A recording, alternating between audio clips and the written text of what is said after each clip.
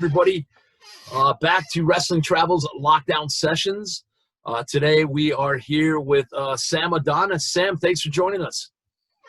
Thanks for having me, man. I've been really busy with podcasts lately. It's actually kind of cool because there feels to be a little bit of a buzz about me right now, which I love. I've worked so hard, and now I seem to be the it guy as far as podcasts go. So I'm happy to be here. Hey, man, take it when you can get it, right? I've worked my butt off for it, man. It's funny because most of my career has been outside the United States, which has been great because I've had amazing experiences. But most of my notoriety has come to international markets. Now, the United States indie scene's so hot, but they already have their guys in those positions. So, I'm kind of late getting to the party, but, I've been doing some really cool stuff. And now people actually seem to be giving a damn. So it's okay. That's awesome. We first ran across you almost a year ago. Was the first time we got a chance to see your Warrior Wrestling 6. It was on the next night after All Out in Chicago. We had a bus, brought some fans over from the AEW show over to Warrior Wrestling, and I got to say, we've been impressed just getting to know you and follow your career just since then, and then diving deeper and finding out what you have been up to has been interesting. You're not just a overnight bam success right here. You've been working hard for a long time. Yeah, I've definitely put the work in. Warriors is actually, I would probably go as far as to call it my home base in the United States, because there are so many independents that are so well known throughout the internet, for being an American company. I've had my reputation built in Mexico, Japan, and the United Kingdom. So a lot of the independent companies don't really pay attention to that. They don't see that. They try to stay relevant with who's hot on the indies at that point in time. So it was, there's not too many companies like that I do. Warriors, actually, they're big Mexican fans. They love Lucha Libre, and they saw my stuff as a heel in Mexico, and they took a chance on me on Warriors 1. And myself and Brian Cage were the only two guys in Warrior that have been on every show. So they've taken care of me. I love going there. I love working hard for those guys. And it's nice to actually be able to, showcase what I can do in front of an audience that doesn't necessarily normally watch me where I'm at. Right. We went August 7th, the Friday Night Lights. I went down there. I'm in Wisconsin, so made the drive down there, just cover it. What was that like, being in front of that many fans finally after we've had this pandemic? I know we're still in the middle of a pandemic, but what was that like for you and the rest of the guys, having 500 people there, socially distanced and safe, but performing in front of fans? I think it's a testament to how professional the Warriors Wrestling organization is. They pulled that off seamlessly. They did such a good job keeping everybody distanced and safe. It was actually a pretty unique concept, having everybody sit 15 feet apart. I've done plenty of outdoor shows where there might be more people, but when they're all on one side of the ring or one set of bleachers, it doesn't really encompass the proper amount of energy. That show was perfect because there was people spread all around the ring, and it just felt like it felt like we were home. It was cool because things kind of felt a little bit closer to normal. So it was a great night. I was working with Lance Archer. I was in the main event with Lance, Brian Cage, and Jeff Cobb, and Chicago is just a great crowd to work for, and I really enjoyed being there. Well, that's the thing. We had a super main event announced before that of Cage and Cobb, and then you coming in at the end, I think, was just a treat. You and Lance Archer, for the fans that were there, because it was like we're building every match on that card delivered, as it always does at Warrior. They go out and try to make the best matchups, but we were all getting ready for Cage and Cobb, and then just when you think it can't get any better, here comes you and Lance Archer. That was great for the fans, I think, watching there and on Fight TV. I think it was pretty exciting, that match in particular. Most of the Warriors fans at this point now, since I've been there, they kind of keep me as one of their local mainstays, and just being in there with, three of the biggest independent stars in the world with Cage, Cobb, and Archer. But one thing I enjoyed about it is we're all big guys. I thought it was kind of like a heavyweight match. It was really cool to be in there with, some of the best in the world. But, I've always liked watching heavyweight wrestling. I think it was kind of a treat to the fans to see, four big dudes like that being able to tear it up like we did. And we gave them a hell of a show. You 100% did. Last summer in Toronto, I turned around. I'm at SummerSlam. I turned around, and sitting behind me is Billy Corgan.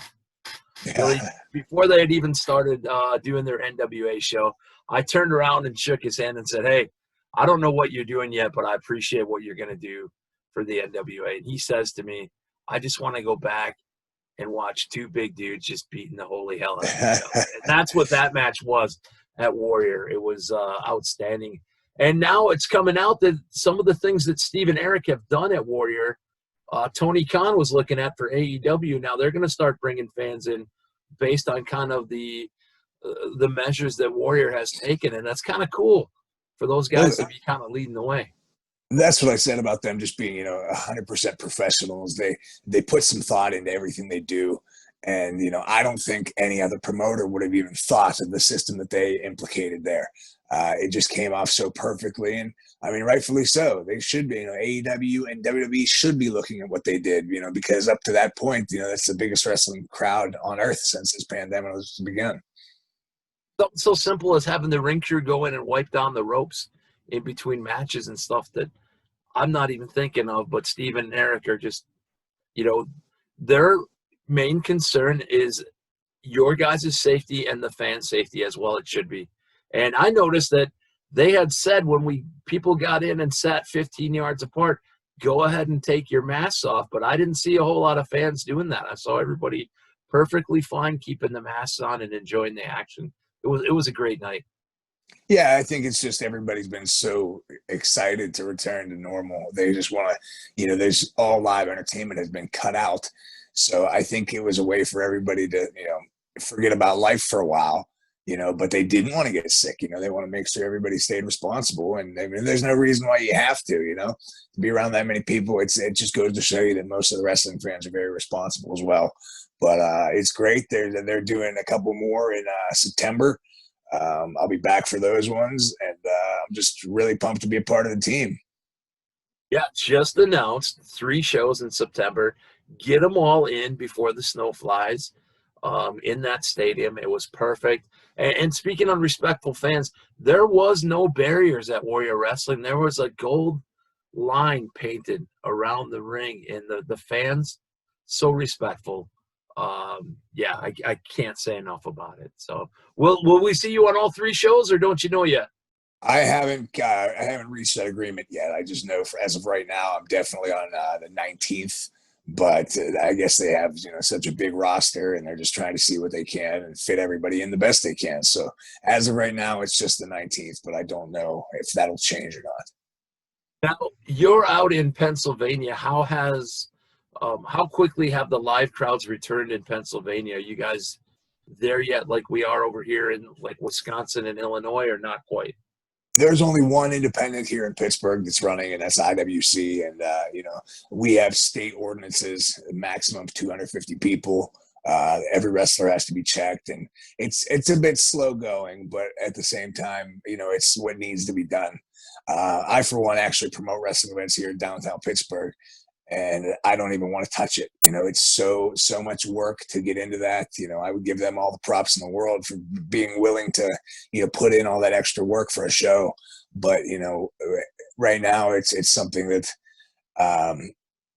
it's just a ton of work with so much risk and no guaranteed reward that I wouldn't want to do it.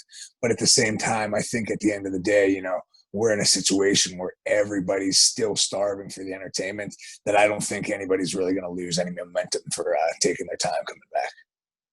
How long I started this lockdown sessions just to kind of help the boys and girls out, find out what they were doing during the pandemic. How long did you have to take off from wrestling? I haven't. I've been off for roughly, I think March 4th was my last match. So I've had like 3 matches since March 4th. I actually started working at Amazon, driving a truck. I've actually got a job just because, wrestling was my sole source of income for 8 years. And, I was a little bit proactive. I didn't want to sit around and beg everybody for merch money while, there's a pandemic going on. So, I'm well-abled. I'm a physical guy.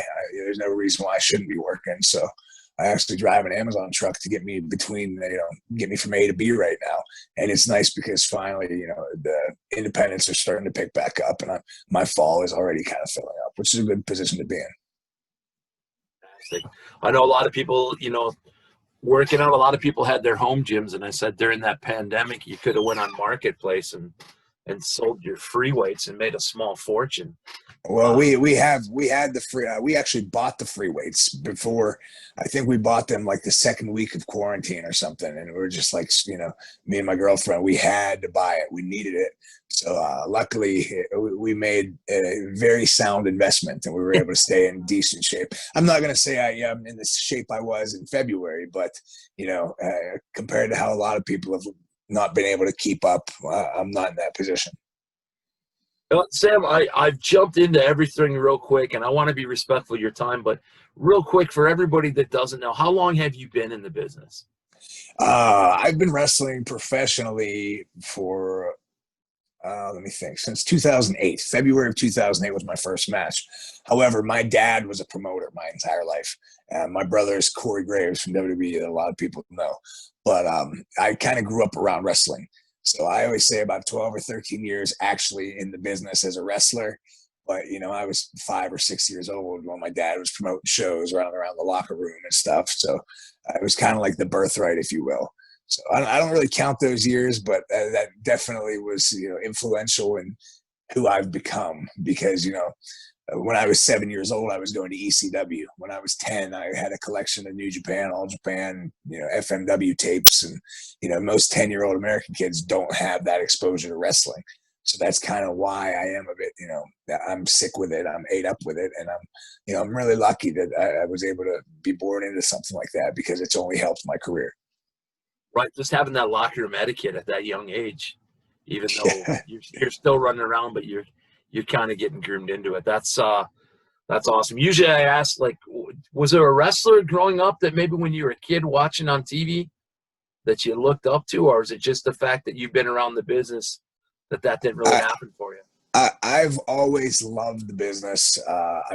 I was a Hulkamaniac, of course, as a kid, but at the same time, we had all the videos from the 80s and just the stuff I grew up. I have a million idols I can list, the guys that I liked, but they were more or less just phases. I like this guy. Oh, now he's my favorite. Now he's my favorite. And there's so many, Hayabusa was one, Atsushi Onita, Muta, Kabashi, Terry Funk, Flair.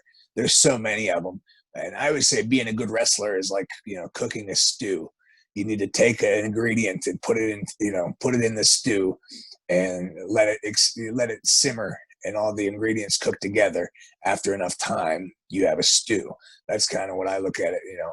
I have my British influence, my Mexican influences, my, Terry Funk influences, Ric Flair.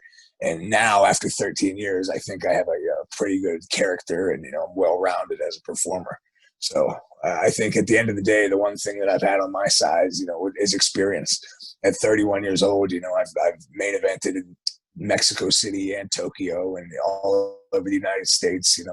I've definitely been really lucky to be caught up in this business and have, I guess, a little bit extra determination to get these big spots.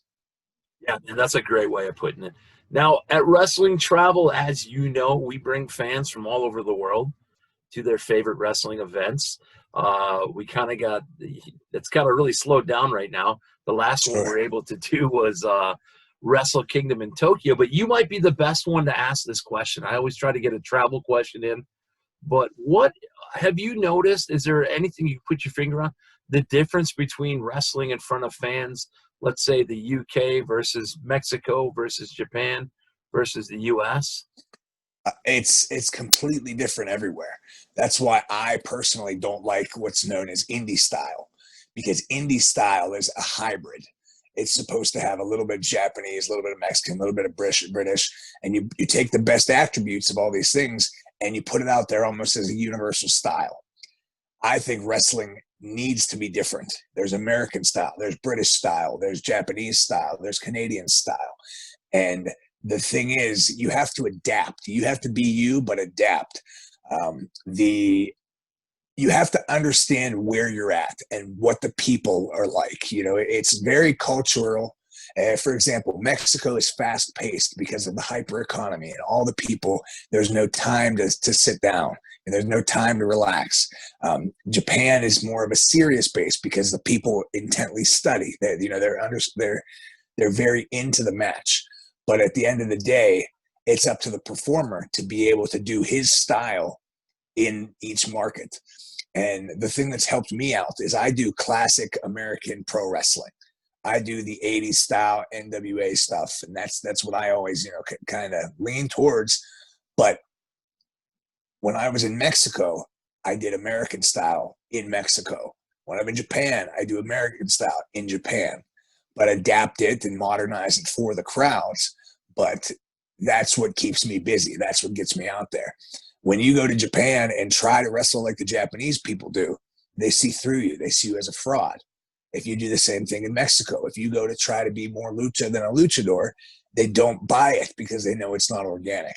I think, wrestling is very different all over the world. And I think, you kind of have to be able to do everything, but you have to have your style and you stick to those guns. And you change it up instead of, having 5 different styles or having one style that includes, encompasses everything. Like, for example, in Mexico, I was working in CMLL. Every week we had to train at Arena Mexico, and I had to do every lucha spot you can imagine, everything, just to keep my job because that's what they expect.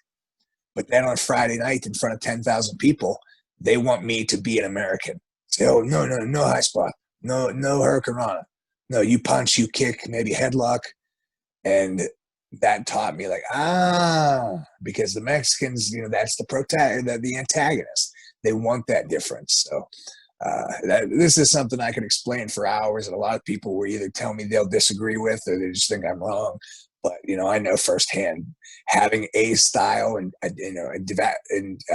adapting your style as opposed to creating a hybrid style is going to work every time. Fantastic. Yeah, you've been, looking up, doing my journalistic integrity by hitting Wikipedia. You've been so many places, and you're young yet, so that's awesome.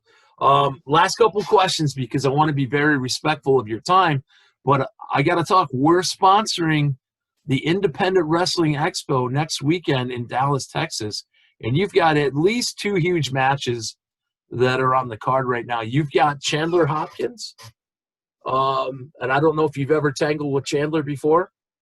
I met him at Warriors for the first time. I haven't seen much of his work, but I know he's making kind of a buzz down there. So that'll be fun. I'm always excited to get in there with new guys and just, learn a little bit more and do what I do. And you're also getting in the ring with Brian Cage, which is kind of, it almost stems right from the main event at the last Warrior, Friday Night Lights. Yeah, well, my match with Brian Cage is something I've been looking forward to for about 4 years because in 2016, I had a gimmick in Mexico where I was a Trump supporter. Well, I got all this media attention and everything blew up and it was really cool. And then Twitter started fueling the fire. saying Sam Adonis stole Cage's gimmick. He stole his gimmick. I'm like, what the hell are you talking about? Brian Cage is jacked. I'm chubby. What gimmick did I steal? And it came out that, you know, we did similar characters. And I'm like, oh, shit. Sorry. Like, you know, I didn't mean to disrespect him. I didn't mean to steal any gimmick or anything like that. But, you know, it's, if anything, I was ripping off the Iron Sheik, you know. But Twitter got a hold of that and it blew up. I mean, for weeks, months, everybody's trying to get this match booked, and for whatever reason, I don't know, you know, just dates never lined up. This is literally the match I've been waiting for 4 months. So it's going to be awesome to get in there with him. He's another one that's, you know, been around the world, very experienced. I think we're going to blow the roof off Dallas on this Saturday night. Yeah, we can't wait. I was supposed to go down to Dallas, and things haven't quite worked out, but we're going to be streaming it live, which is going to be awesome for the fans. If you can get to Dallas, get there. You're going to see, this is like 5 days of wrestling packed into 2 days. You got your wrestling on Friday night. They got wrestling Saturday afternoon, and obviously the main card Saturday night. But in between there, it's a fan expo. It's meet and greets, all done safely, and socially distance, and everything's going to be safe. But you can buy your merch, get your autographs. They're going to have Mr. and Mrs. Wrestling, Best Body, all kinds of It's just everything packed into one down there, like a Super Bowl. It should be really, really cool. I'm hoping, the people are excited to come out again. We still are kind of in the middle of all this quarantine, but I think people have been waiting for it for so long. This is a real good reason to get everybody out there. And I mean, right now, especially because the independents are so, knocked down because there's not as many of them. I mean, this is just like Warrior Wrestling. Where else in this country are you going to find this many, top level indie stars on one show? So it's going to be awesome. I hope, if anybody that's listening to this comes out, please come say hi. I'm just excited to be there, and I'm excited to show the world what me and Brian Cage can do. We're excited too. Final question is always my most important question. I know that you're doing what you're doing, driving Amazon. You're not asking for anything, but I want to know, where can the fans follow Sam Adonis? Recently back up on Twitter, but drop your socials. Where can we get merch if we can't make it to the Dallas Indie Wrestling Expo? Instagram is my number one. That's where I'm most active. That's where I have a lot of my matches and my merchandise, recent pictures, and that's at Real Sam Adonis. It's actually the same on Twitter, but I accidentally deleted my Twitter. It was getting so bad and just toxic. I didn't like being around it, so I deactivated it. And apparently after 2 months, if you don't reactivate it, they delete the whole thing. So I went to sign back in and realized 6,000 of my followers are gone. So that one hurt a little bit. But that's just more or less about retweets and interaction. But Instagram's like everything you need from me. I put a lot of match clips. I have my story updates and whatnot. So please, anybody out there listening, check me out. It's Real Sam Adonis. You can YouTube me. You'll find a lot of stuff on YouTube just about like the video packages, the CNN piece, the Vice piece. There's so much, stuff out there.